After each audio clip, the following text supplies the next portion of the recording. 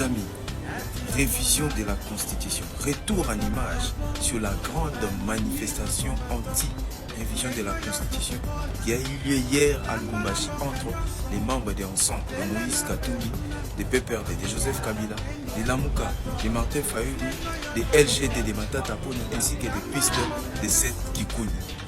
Regardez ces reportages.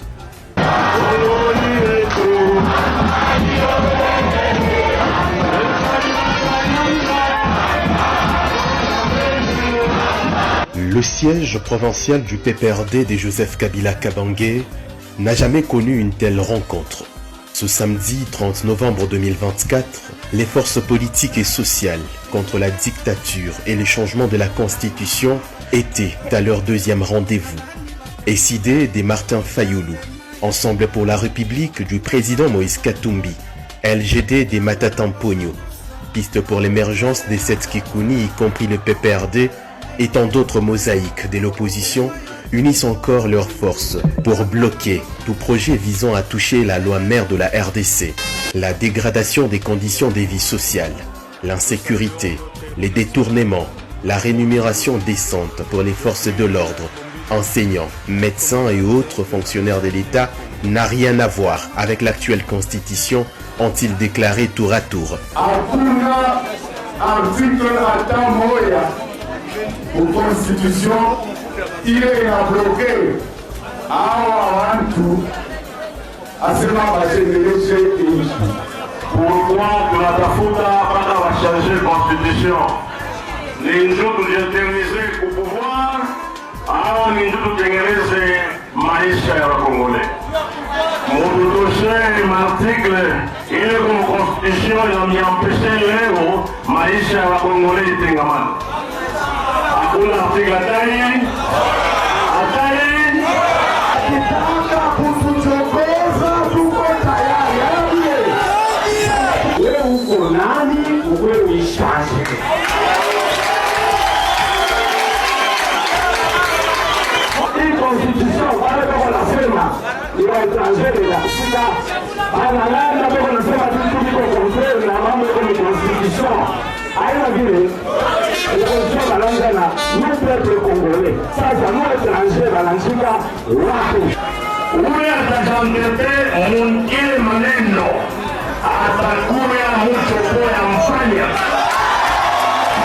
À voir de plus près, l'article 64 de la Constitution est mémorisé. Disons haut et fort. Pas de changement de constitution. Pas de troisième mandat successif à M. Chilombo. Quels que soient les stratagèmes. Pas de président sans vie à l'RDC.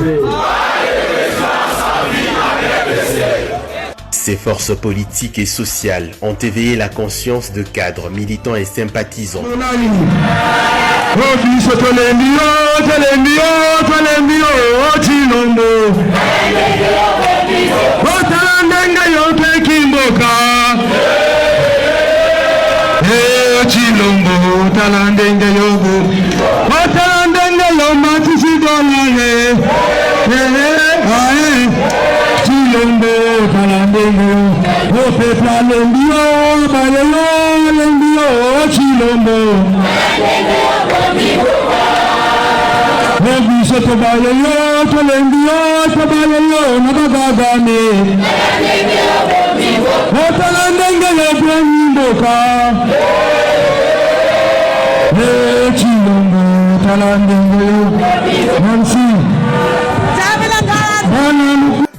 Monsieur Félix Tshisekedi joue avec le feu comme un gamin. Il continue de jouer avec le feu. Il vient de déclarer la guerre au peuple congolais. Comme Aki Sangani, il vient de réitérer sa position de changer la constitution à Lubumbashi.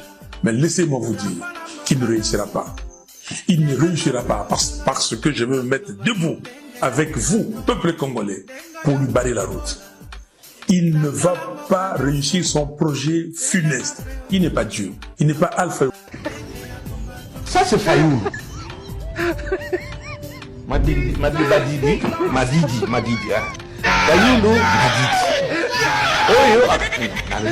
Heavy politique. Wewa Chilombo.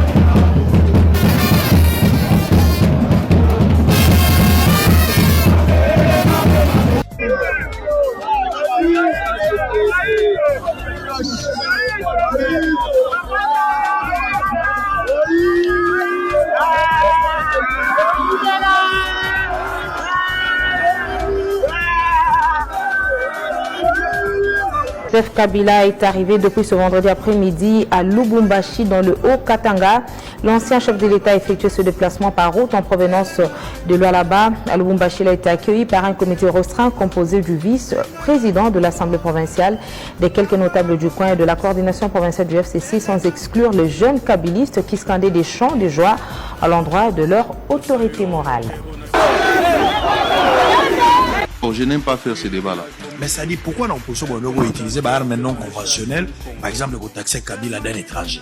Et donc on est tigala na mito bana na biso. Na ebiso ke na lingi ko kota na débat pona webiso ke. Pourquoi ka boko senga pardon te ke toko saka? Pourquoi ko zo courage? Na ebiso ke libanais moko azakuna azali congolais.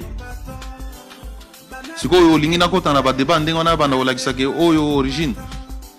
Na monaki Moïse Katumbi awa azoloba. Alobi ke Kabila yagi na passeport Tanzanie aza Tanzanie. Alors ce qui Kabila siko a une nationalité congolaise mabeza. Na monaki Kabila pe alobi obi nga nazaki na assistaki na dialogue ya 5 ans non. Na bana ko accompagner président Félix na négociation sur Katumbi. Tambo mwamba bimisela biso syllabis ao. Na ba document ozo la kisaki Katumbi à l'étranger. Ba passeport. Mon côté hein, ba nationalité différente à Olakisa. À cause de ça to gondi Katumbi azonga te c'est un étranger à Kenya. Les lo Katumbi voilà ntamwemo. Ah oui. Nazolo bango na TV. Ambongo témoin. Les lo Katumbi azongi. Président Félix a payé ses passeports azongi seli ayi.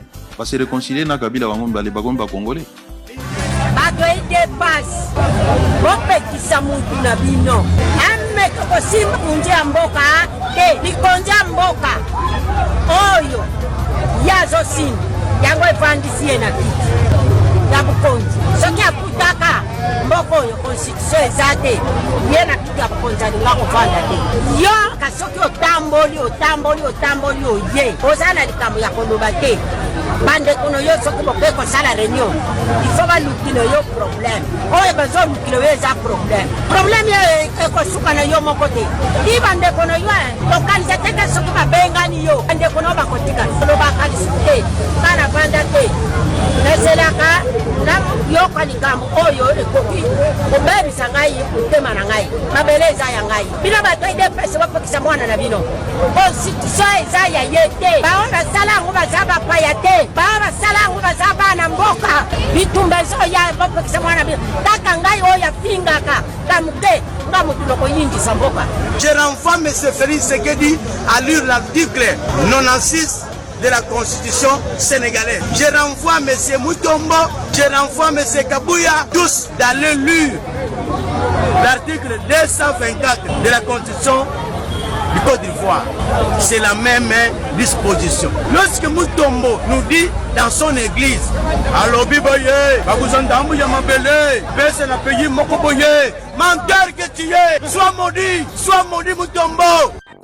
Batrahi de peste. Parce que le motion de censure, motion de défiance contre Kisaro. Ministre, comment le gouvernement y a mis non? Le gouvernement y a union sacrée. Le gouvernement y a une presse. Les mêmes bureaux de une presse. Pour faire la motion, le ministre Kisaro, pour ministre, il n'y a pas de quoi.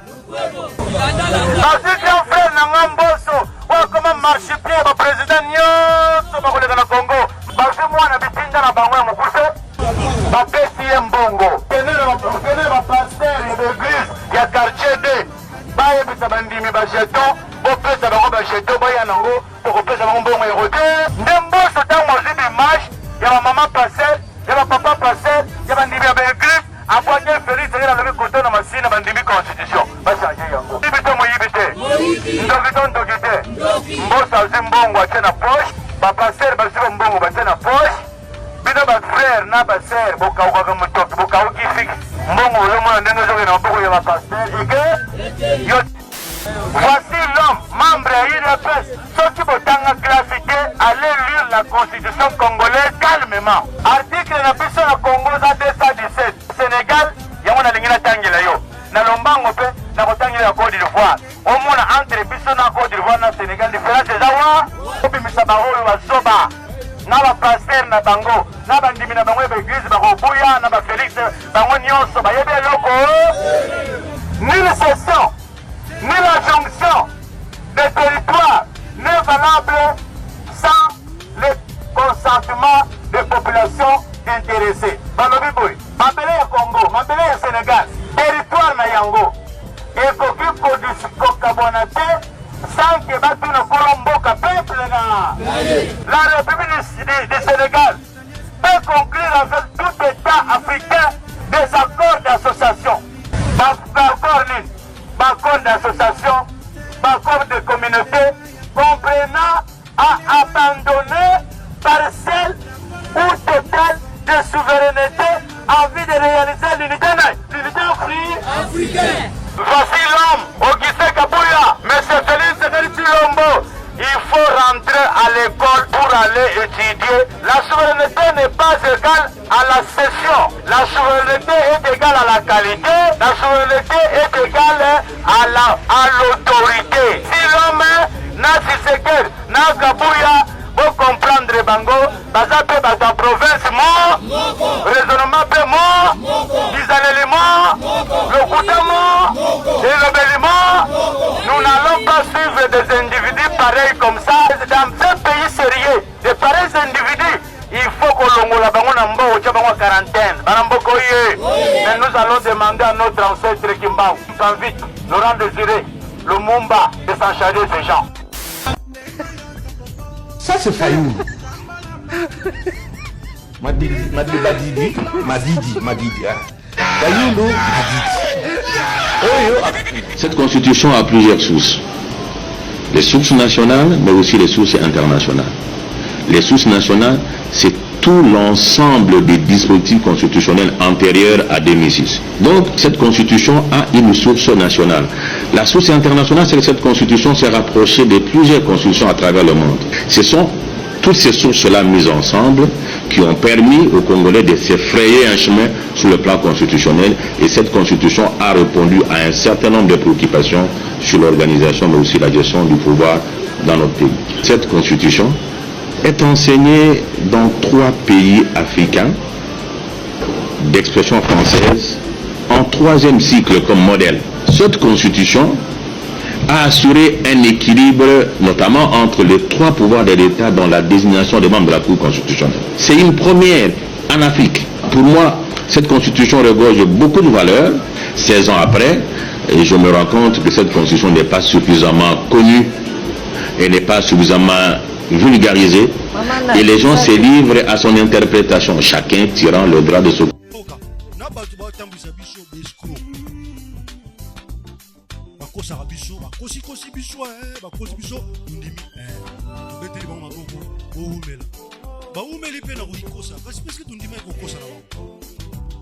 yo bakosi yo mutu alobi nao omoni biloko wana tokotonga ngo omoni basoda tokofuta bango bundimi bakosi bino bundimi katokenga na lokuta wana.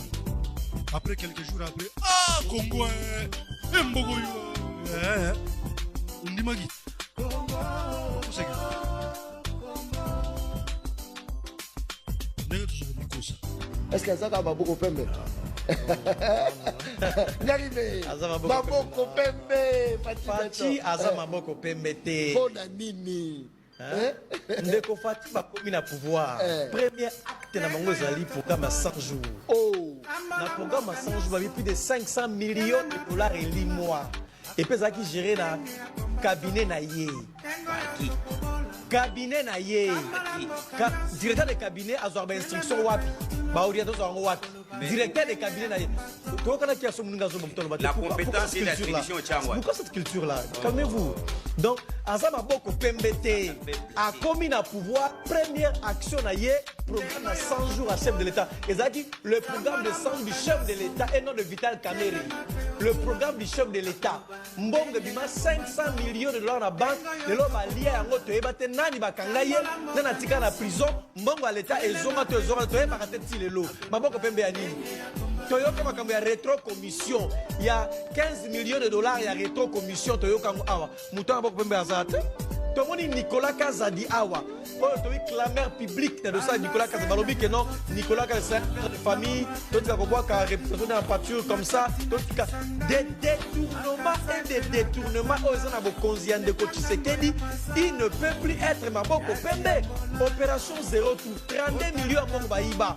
Opération RAM. Oh bah ils sont mon RAM. Baïba mon RAM. Et ça y est quand même hier. C'est le régime. Non non. Yomona Kabila kena ko signer na banque bisambo na panga chama pochi. Yomona Kabila na tena kitaka beti Thérèse Kapanga na masasi abomi ta bokiro zimi keni abeti masasi. Donc Kabila mona Kabila tanzela si masasi. Alors pourquoi bino boloba kelo Kabila boba Thérèse Kapanga la Kabila maro simi. Est-ce comme si Kabila si armé Kabila kitaka na zela. Justement donc des détournements pour koyiba mbongo zo yibama bayibi mbongo ya l'État comme c'est pas possible. Sauf que pour Zamouka Mibé, pour appuyer détournement mongo à l'État. Tu as dit que tu n'es pas mon compatriote. Nicolas Kaza déjà au Tamboula Tamboula. Maboko Pembe, il ne peut pas être Maboko Pembe. Régime vous allez attacher Makambo Belé, corruption, enrichissement illicite. Baïbi Mbongo à l'État. Ce sont des gens qu'il ne faut pas apprécier. Dans quelle Makambo constitution déco?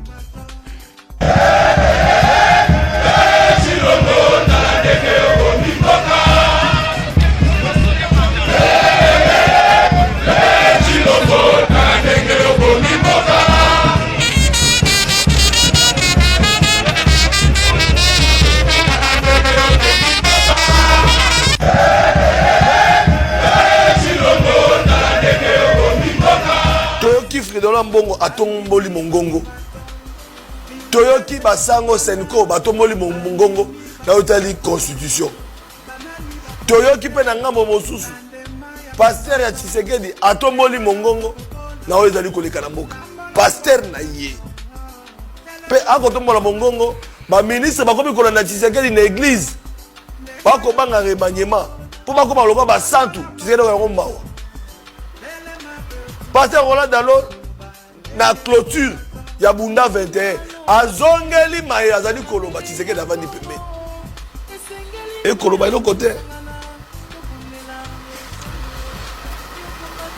mwana mboka Roger Baka atomoli mongongo alobi tempête ezali koya amoni mitubi satu na ngambo basani na Nzambe na ngambo mapinga na ngambo musuba nani ba politicien génération asike kobunda na génération aka ba traître ba ko éliminer mais ba ba otika génération Josué génération Josué tokozonga mukolo tokoya olimbola biso génération Josué za banani na kozepela mingi po